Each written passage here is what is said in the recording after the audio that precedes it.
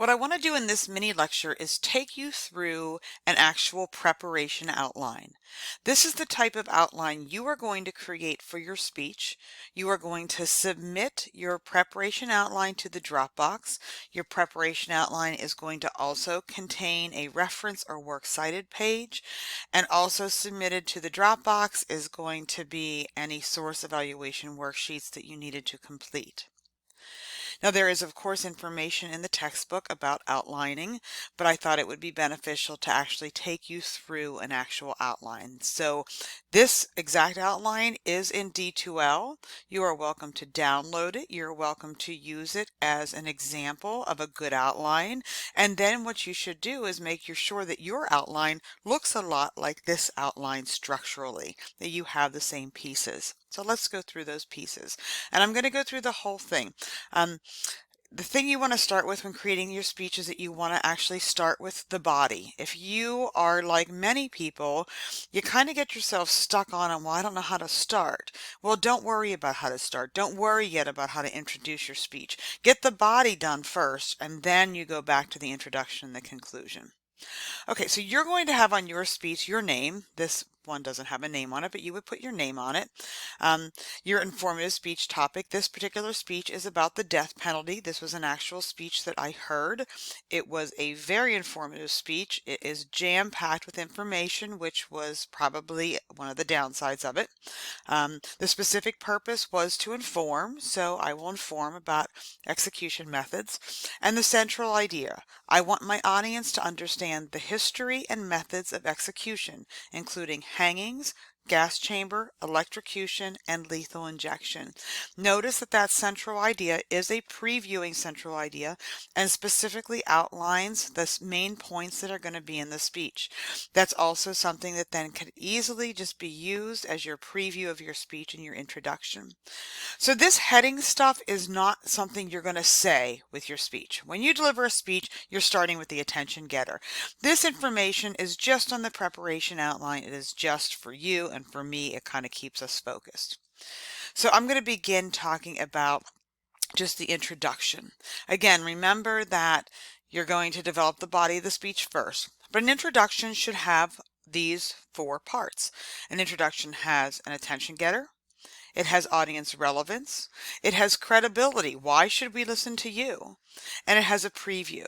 So the attention getter, something to grab our attention. I'm going to have a separate, there's separate information about just devoted explicitly to introductions and conclusions, but something to grab our attention. Maybe it's a quote, maybe it's a story, maybe it's a startling statistic, something to capture us right from the beginning.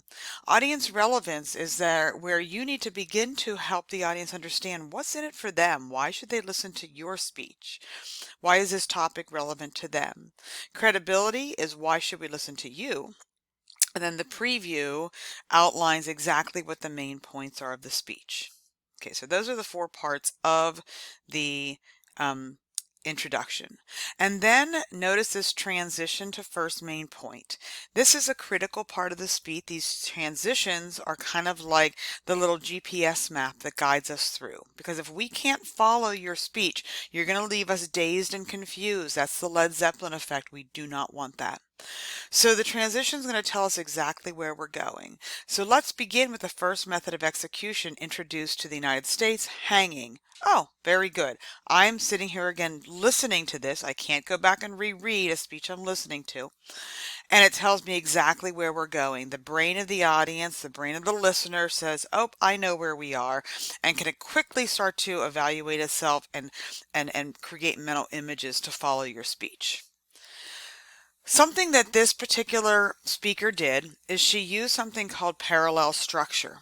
So we have our main points. We know that our main points are going to be different methods of execution that she's going to cover: hanging, gas chamber, electrocution, and lethal injection.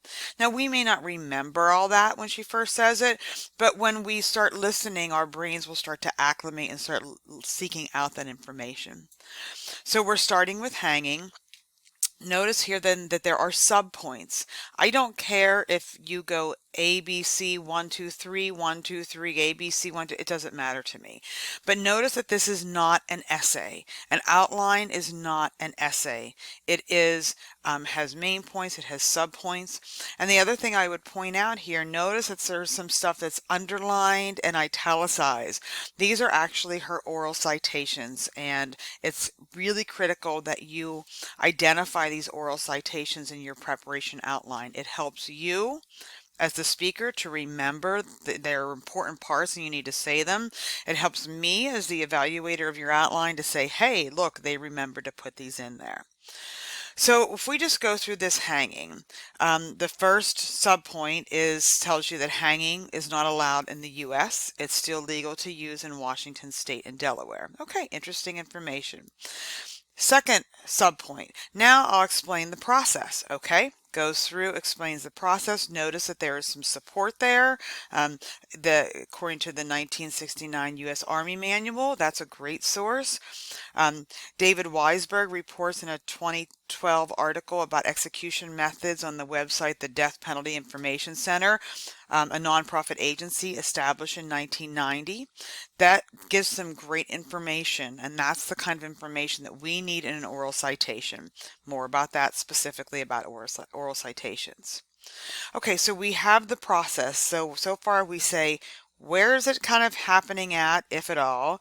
What is the process? How does it work? And our last subpoint, according to a 2015 interview on NPR, the last hanging in the U.S. was June 25th, 1996. Okay, so where is it used? What is the process? And when was that method of execution last used? If we had to kind of have a pattern, that's what we'd say it would be. Now we see a transition to the second main point. Now that we have a little background on hanging, she actually then gives a quote from a person who was executed. Don't necessarily know the method of execution, but gives a quote. And now let's turn our attention to the gas chamber. Tells us where we're going next. This is a transition that has internal summary and internal preview. Using this is very important in your speech. It helps us as listeners be able to follow where you're going better, because remember, we can't go back and reread your speech. We're listening to it. So the first main point was about hanging. We saw that there were subpoints. There were even sub-subpoints.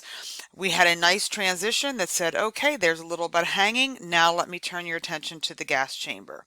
And as we go down through the outline, now we see we have the gas chamber. Again, main point, subpoint, sub-subpoints. Fantastic. So here it's not outlawed in the U.S. In 1924, cyanide gas was introduced. And then the condemned person is strapped to a chair. The warden then signals the executioner. Okay, this sounds like process, the process of doing this. What is the procedure of using the gas chamber? That's the same thing that she did in the hanging. And then finally, C, only 11 people were executed through the gas chamber, and the last chamber execution was March 1999. Again, tells it when it last happened. That's the same type of information that this speaker used with hanging. We see it with the gas chamber, and as we go on, and I'm not going to go through every single main point, you'll see that same structure is used for each main point. That's called parallelism. It does not work for every speech topic, but if you have a speech topic where you're giving similar information about different things, using that parallel structure really helps us as a listener.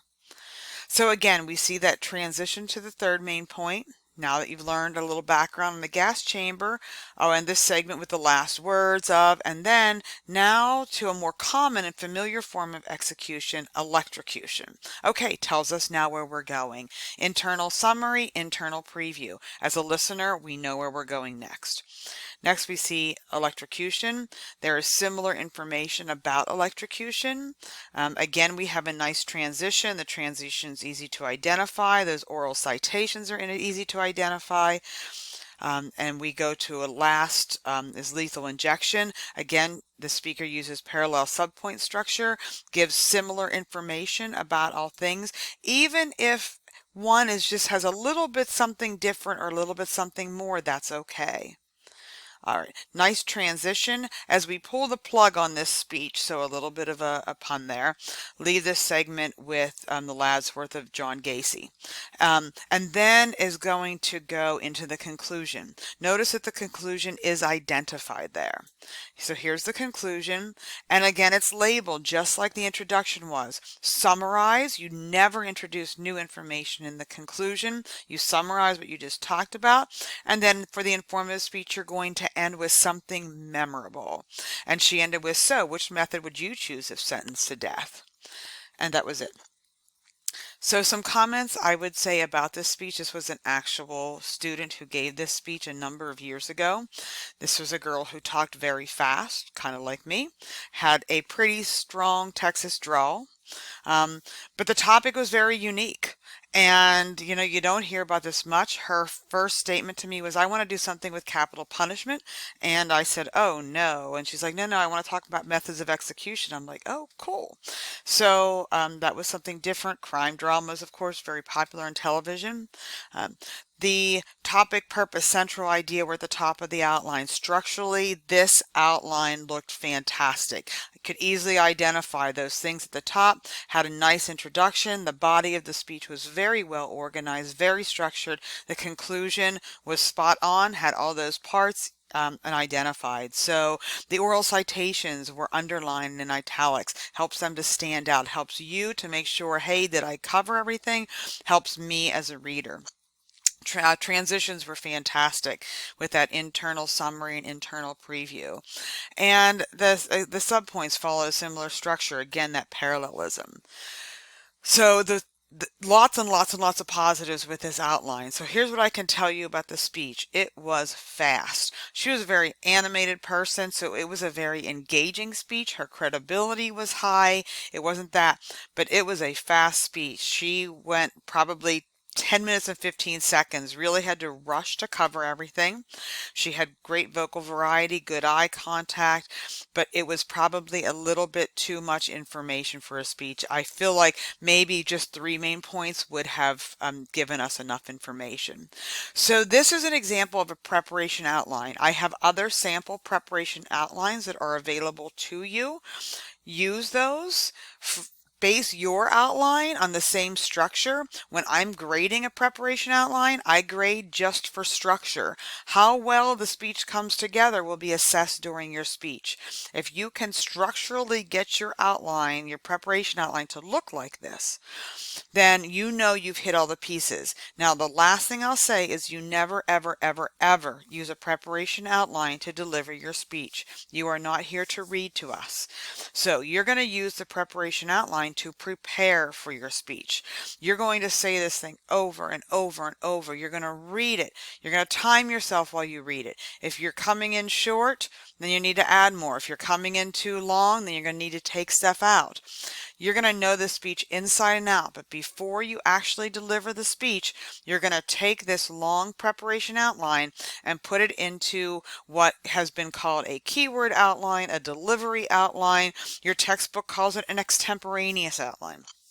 Any of those words mean the same thing, where you're just going to have the keywords that you need, because remember, you know the speech inside and out. You just need a couple words to remind you as you go through. Only exception to that are those oral citations. You want to put those exactly as you have them in your preparation outline into your delivery or keyword outline. But otherwise, just keywords only. Preparation outline, fuller sentence, but looks like an outline. You use it to prepare. Once you're good to go, you get it down to a keyword outline. And that's it.